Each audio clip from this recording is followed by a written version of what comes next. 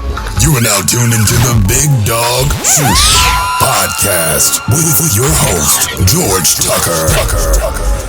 Black Card Bully Cam.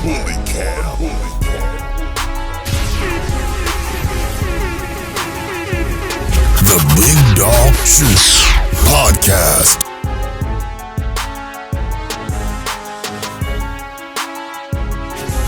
Black Card Bully Cam.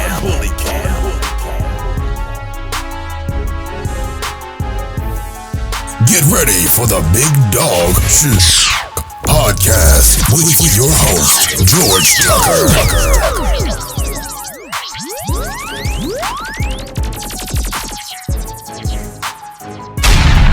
The Dawg Shyt Podcast. We about to put you up on this dog game.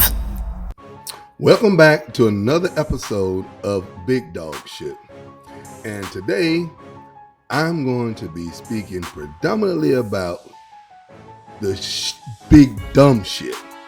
Meaning that, man, there are so many fallacies, lies, exaggerations, and bamboozlings centered around promotion of productions, of brands, and most of all, just the dogs, period. And I think that the thing that many people need to understand, I mean, most of this stuff that I'm going to speak on is for people who really, really are interested in breeding dogs and enjoying it and having good dogs and focusing on taking their dogs and creating better dogs. Lay eyes on these dogs before you start believing they're the prize that they're being sold to be. What I mean by that is, when you go to these shows, a lot of these dogs really look good on lives. A lot of these dogs really look good in photographs. A lot of these dogs really look good in these videos, and sometimes the music make you give the dog a little more credence than you should. And a lot of this causes us to get into what we call impulse buys. And all of that is the fluff around it. I mean, some people are excellent marketers. Some people are excellent salesmen. Other people understand that the biggest thing you have to be is someone who actually builds a brand. A brand is where you actually attach your reputation to something versus a salesman is attaches his income to something, meaning volume. The more they get you to buy, the more money they make.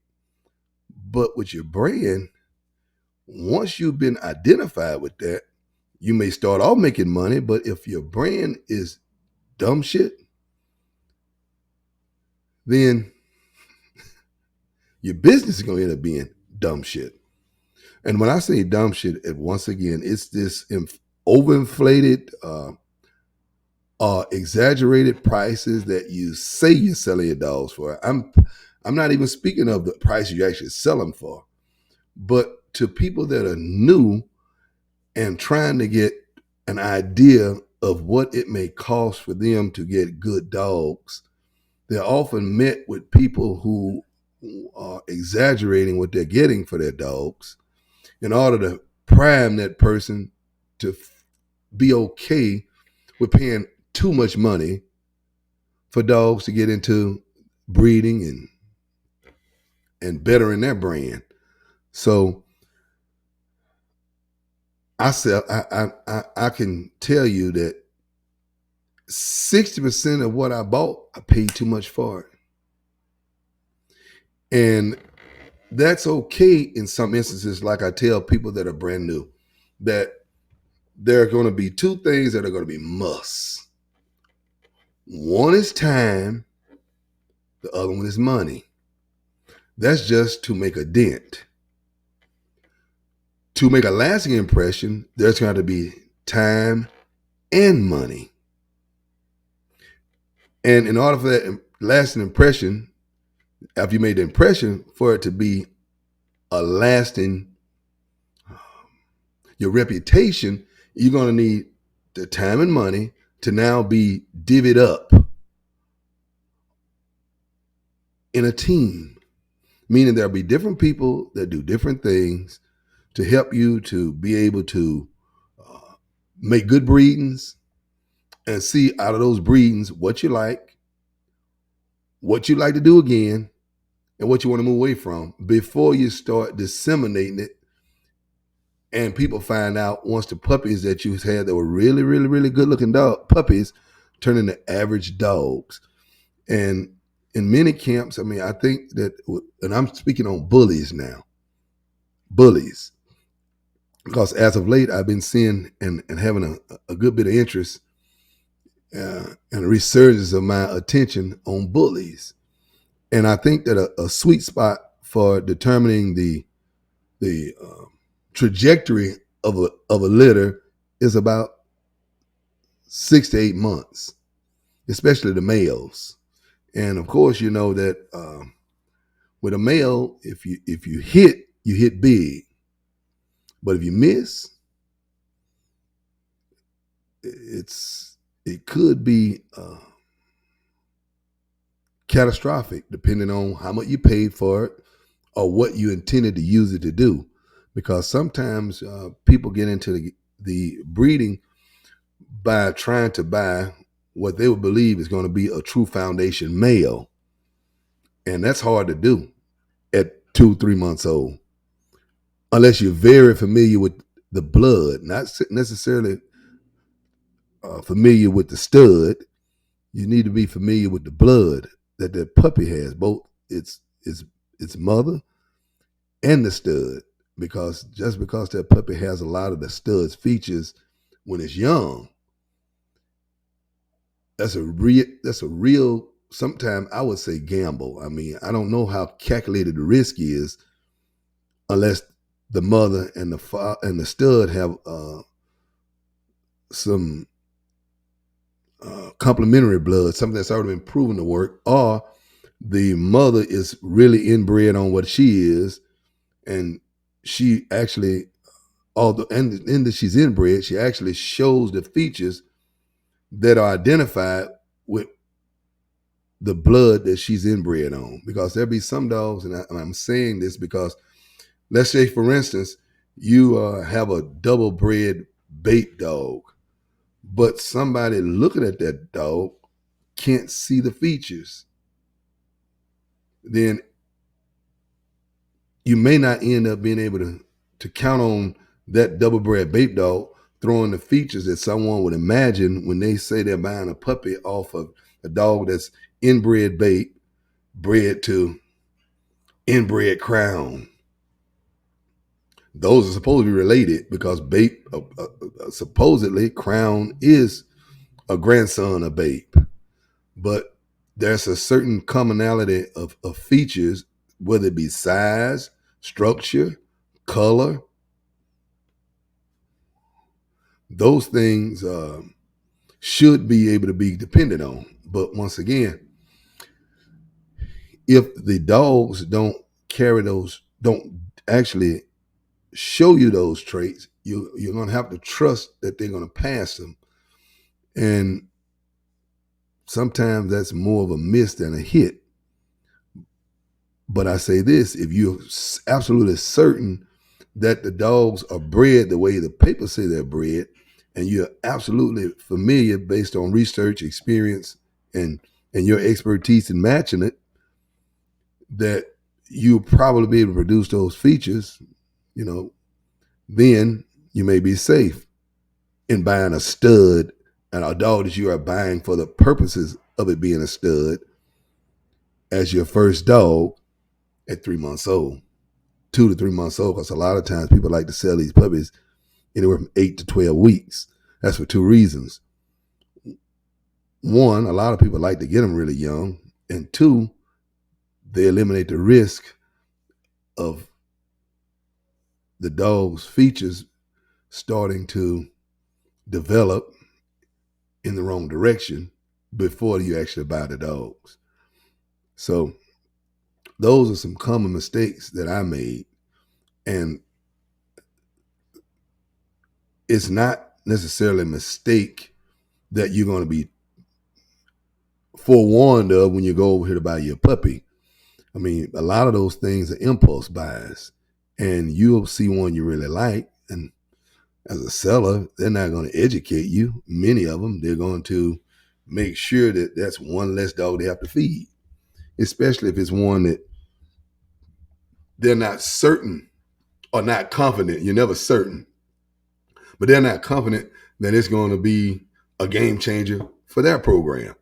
So when I say that this dumb shit, some of those things aren't based on the breeder or the seller. Some of those things are based on you getting a little bit of knowledge and operating on a lot more impulse. What I mean by that is if you know a little bit about the blood, that's just as dangerous as not knowing anything, because that's what I did a lot of times. I would go out and identify some dogs, and in the pedigrees of some dogs that are for sale, they seem to be similar. And the differences is what was really going to dictate what these puppies look like versus what I saw and hoped they look like. Those distinctions, and then sometimes you just often wonder if the paperwork that's attached to these dogs is actually the paperwork that should be, because your puppies will end up not looking the way they should. That may not be a big deal when you're buying from smaller breeders. I mean, as in, they may not know that these dogs aren't going to turn out the way you're hoping they would, because they were hoping also. But they have a lesser price on their dogs. And when you're going into it, you're looking at how much you save, all relative to how much you're hoping to make back and how quickly. So these approaches that you take are oftentimes based on the intentions that you have. Are they short term, hurry up and get out of the hole? Are they long term, be a game changer, trendsetter? So then that will also many times dictate whether you go straight to the owner of Versace, straight to the owner of Bape, straight to the owner of Bullseye, straight to the owner or somebody in his camp that he is blessed, graced, and vouched for. And those people are hot on the circuit, the show circuit, because those dogs are going to cost a lot more. And they may have almost matching pedigrees to somebody's dogs who are hobby breeders of some really good blood and going back to the source, but they can't demand the amount of money. And if the decision that you're making is whether to buy from the small breeder who has the blood or the big breeder who has the name, it oftentimes has to do with what's, like I said, time, money, or time or money, or time and money. And I'm a believer that it's okay to pay too much for a dog if what you're doing is buying a relationship with the breeder. But oftentimes, when they come out of the gate selling the relationship to you to justify what you're going to pay for the dog, they're probably selling you a dream. Because I've yet to find anyone who started off talking about the relationship with them, and then after I bought the dog, it actually became a relationship. Because if you buy the wrong dog from them, what I mean by that, a dog they really didn't want to sell, but you were willing to pay way more for the dog to get it, now they make sure that they blackball you because you can make the same dogs they make. So it's a double-edged sword, man. I've run into that too. I bought some dogs from people that they couldn't afford for a true dog fancier to have outside of their camp. What they like to do is take the better dogs and pass them around in people who they think have earned the right to have access to that dog once they're through with it. What I mean by earning the right, either did a whole lot for them for very little or spent a whole lot with them and stayed either in or close to the camp whenever they were retooled as to what they're investing in. So you find yourself getting caught in this little deal where and this is intentional when you're talking about the big breeders, because you have to understand when this is the only way some people eat, what does it behoove them for you to have this recipe? Especially if you can afford to open your own restaurant. Remember that. It doesn't necessarily behoove them for you to have the recipe if you can afford to open your own restaurant, because you will have the blueprint to that recipe. So oftentimes if they're going to sell you dogs off of their marquee stud, it won't be off their marquee bitch. It'll be a nice bitch, and you may win with the puppy, but it'll be one that they're not sure you're going to win unless you pay an astronomical amount of money. And it's like, well, to them at some point it's worth letting you take a shot because you seem to know what you want. And if they sow your dog that really turns out, you're probably going to return. So, and they'll know to give you first dibs on stuff that really, really make money, because not only did you buy the dog, you went out and promoted the dog well. And if you have a situation that allows you to become a very notable breeder, or if not a breeder, a notable character, a notable personality in the bully world, it benefits that big breeder, because you're passing and spreading the superiority and the elite look of his kennel to people that he would have never seen, never touched. And some of those people are going to have the wherewithal to come up and kiss the ring. So that's the thing that many of us go wrong with. I mean, I was going to talk a lot about a lot of topics, but I want to really vet this one, the overspending and the under delivering as it relates to relationships, because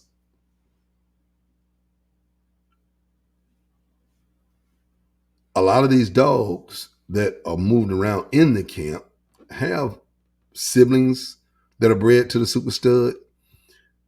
Oftentimes the big breeder, he may not want to be overloaded with dogs, so there'll be somebody who paid an enormous amount of money to be able to be on the A-list for the females.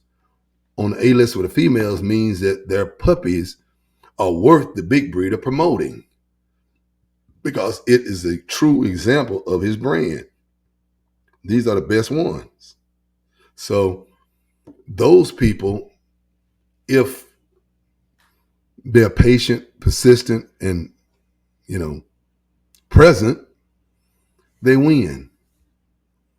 But those also, if they are doing well, that becomes who they dump you off on, so that you won't be able to start forming a relationship with the big breeder himself that causes him to feel that he's beyond to you. It's a funny game, man. And I've been not very close to, but I've spent money directly with, and immediately felt that there was an attempt to distance themselves from me, because one, a lot of them didn't do their homework to find out whether I'm just a fool or whether I'm just a flunky or whether I'm just a groupie, because you got a lot of those in this arena. People that want to be next to the man, and people that just want the name called, that don't really know dogs, don't really love dogs, don't really have dogs, or for the most part, they're all over the place. Well, if you fit one of those categories, one out of two things oftentimes happen. You run out of patience, or you run out of proceeds. Not that you go broke, but what you've had that you were willing to allocate to this venture, you've decided that you want to stop the bleeding. And the bleeding is because, once again, most of this stuff is not meant for you to win. It's just meant for you to keep playing It's like going to the casino. Most of the people that you're going to deal with these dogs are going to treat you like a gambling addict. It's just that they play by the odds. Most of the gamblers are going to experience small wins and big losses. And they're either going to get out because they can't afford to lose anymore, or they're going to lose it all and can't afford to play anymore.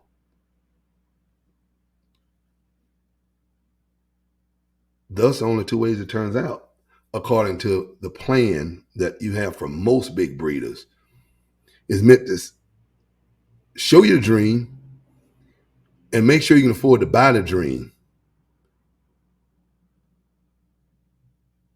And ever make it be any more than a dream. And after you get in this and you see how little money you have left and little push you have behind it, then they'll be willing to bail you out of your nightmare. And after you've improved on some of the breeding, they just have people they know to buy the dogs out from under you. You going about your way. It's almost like foreclosure. I mean, they have a whole lot of dog foreclosure going on. So just know that it's a slippery slope and that there is really no benefit perceived by the big breeder in you being able to have direct access to their best, unless there is some type of connection that they're going to still have to not only the dogs, but to the production of the dogs. And if they don't get a good feeling about that, you start to get dogs that aren't really bred the way they say they're bred, or there'll be something wrong with them. You know, I've been sold dogs. I find out later the freaking dogs have been spayed. I go over here, but then you look for the breeder. He's shut down. He's moved to another state. I mean, it's just all kinds of stuff, man. And none of it's inexpensive because I would try to go straight to not just a breeder, to the person who has gotten a reputation for being the source for those that want the top shelf. I like to pluck mine right off the tree. I don't like to get mine off the ground. I like to get my fruit straight from the tree, straight off the vine. But that comes with a price. And so the other thing that you deal with is now you'll be told stories, especially if they think you have it. They'll lie about what they sold dogs for, meaning a lot of times these big breeders aren't really selling their better dogs. They're either co-owning for very cheap, or they're just allowing their buddies to foster home these dogs, meaning that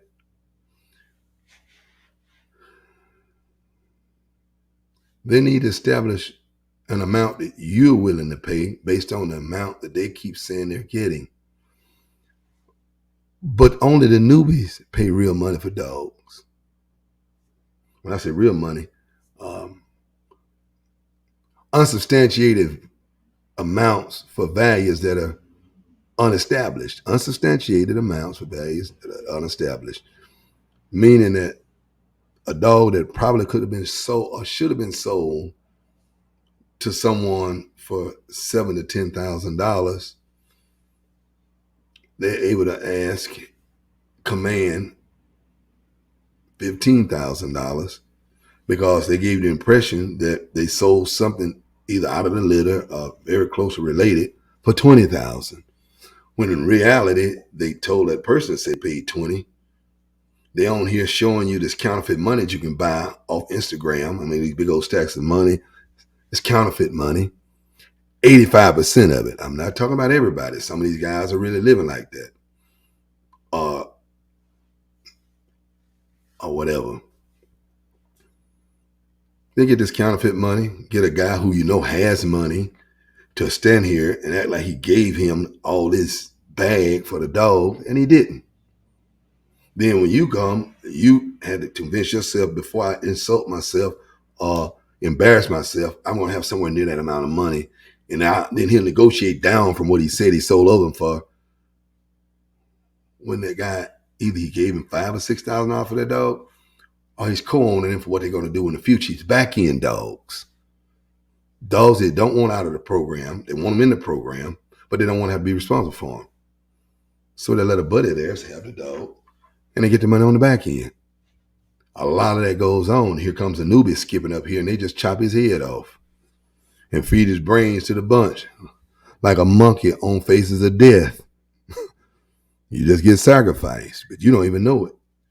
And, you'll be given a couple first dibs to some litters that are experimental litters. I mean, they may be tightly bred, but they're not tightly bred to the females that they know are producers. They may be tightly bred to a female that has the same pedigree, which is a sister. All these experimental breeds, you learn all of that. You get all excited, you spend all this money. Then when you go to a show, he has a pair of puppies, offsprings. They're grown now, 10, 12 months old, that are off the littermate sister to the dog. You got your puppies off, but it's off the same stud. But they knew that this female over here is the one for the camp, and her littermate sister is the one for the simp. So a lot of that goes on, man. So, and that's okay if you are not really trying to make a dent. You're trying to get a start. It's not a bad start because there'll be a lot of people who just love pedigrees. And your pedigree will at least get your money back. And you'll make some money. But it's nothing like what it was being promoted to you as. And I don't even say marketed, because marketing, it may be a little inflated, but it's not misleading. Promoting, that's something different. Because promotion and sales, I would marry.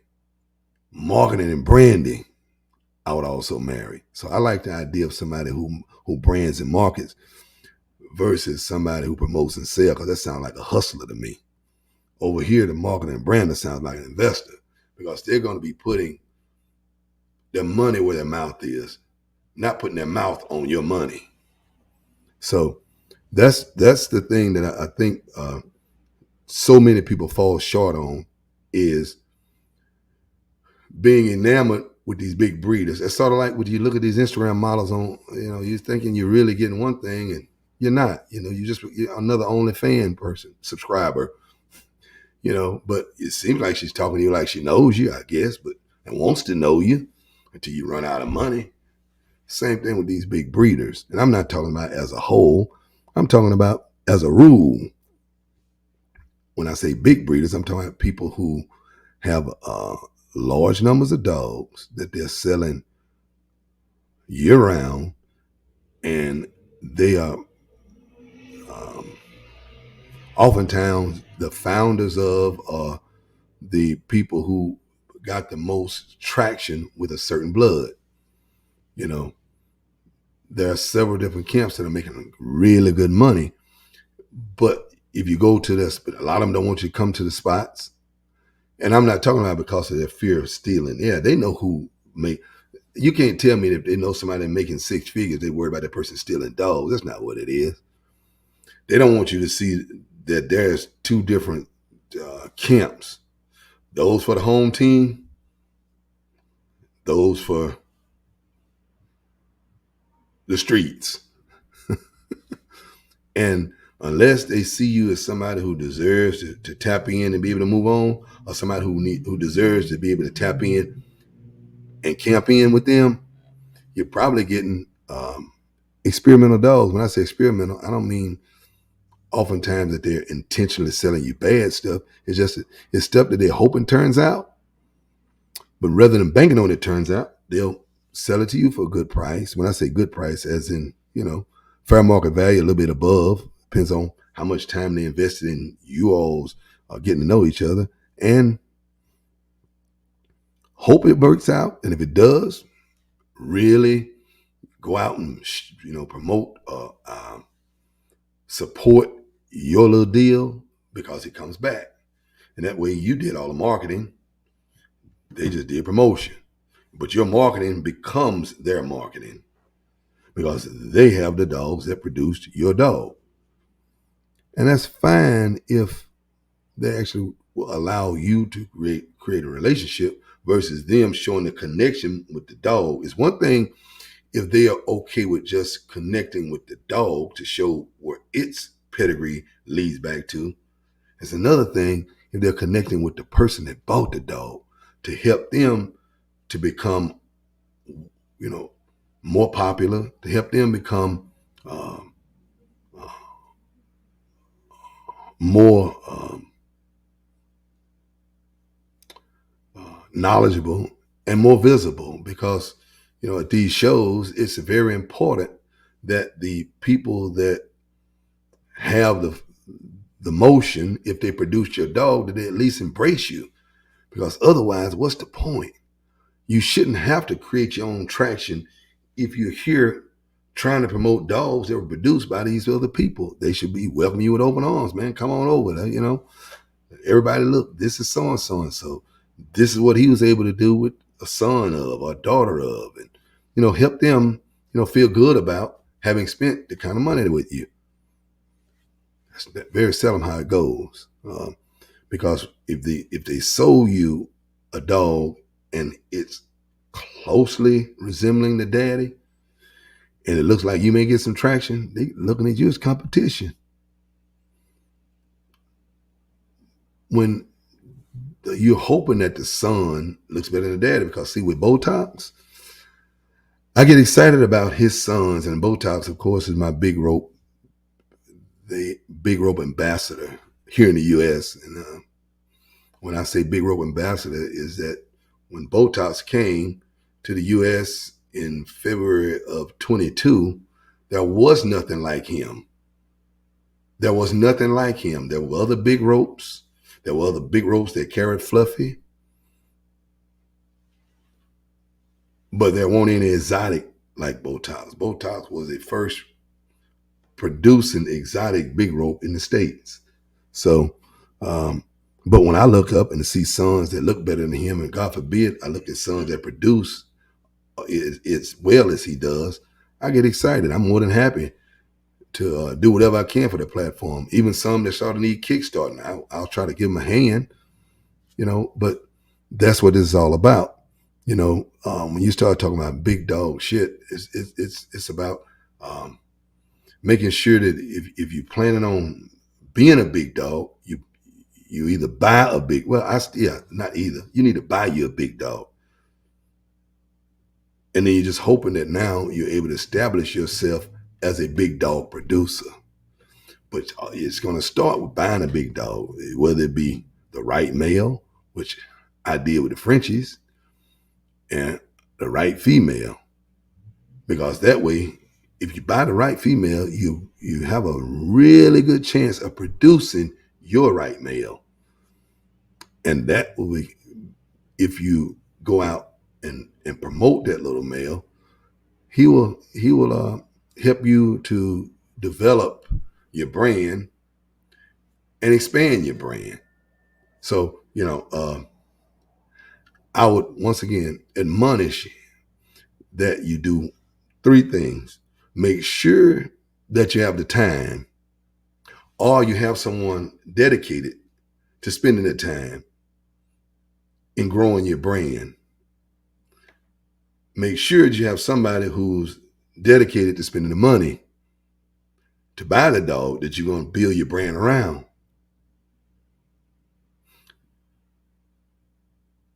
Because if you don't, one, that if you bought a dog, then you don't have the time to put a lot into it, buy a female. Because if you buy a female and you put enough money in the stud, your promotion can come from the marketing of the stud.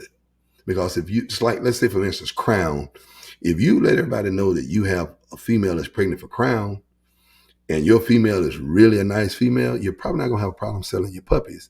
It's just that the price will be based on the amount of marketing, the amount of branding you do, and of course, the quality of the puppies.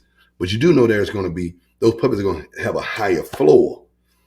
As a breeder, you always want to focus on making sure you have a high floor and let the people set the ceiling, but make sure your dogs set the floor. What I mean by that is, The floor is the minimum you have to sell them for. The maximum will be based on how bad somebody has to have them and when they want them. But the minimum will be based on what they think of the parents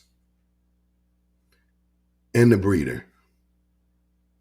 So if you build your brand on the right dogs, you will have clearly established a floor.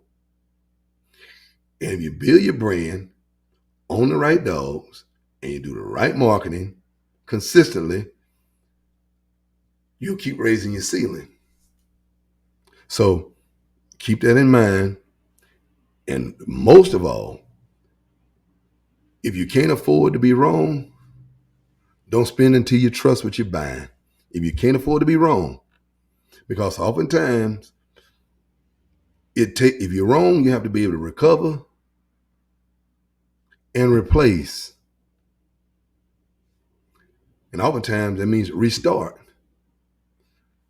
Very few people that did it wrong in a big way have either the interest or the capital to redo it. So choose your people wisely. Choose a camp that's willing to talk to you. Choose a camp, I'm talking about with your initial investment, that's willing to talk to you, willing to educate you, literally willing to tell you of their puppies. Look, if you're looking for this, that's not the puppy you want. If you're looking for that, that's not the puppy you want. Because it's not always about price. It's not always about looks. It's about what is your long-term goal. I ask people all the time, what's the end game? Where do you want to be and when? Those are the determining factors, because that will help you determine how. So you all be careful, be diligent, but most of all, be active. Get out here, get you some good dogs, and make everybody become more serious about their craft. I mean, don't let it be where there are only a couple people who you rely on as being good breeders. Go into it intending to be a good breeder by buying a dog that's well bred. Yeah. Big Dawg Shyt Podcast with your host, George Tucker. Black Card Bully Cam.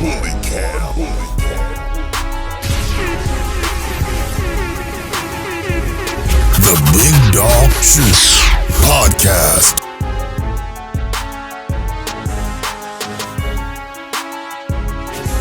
Black Card Bully Cam.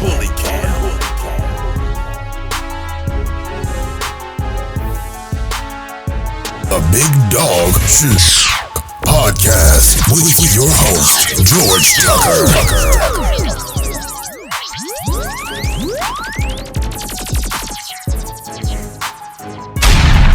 The Big Dawg Shyt Podcast. Put you up on this dog game. For more information about Black Card Bully Camp's puppies, adult dogs or studs, give us a call or DM us on Instagram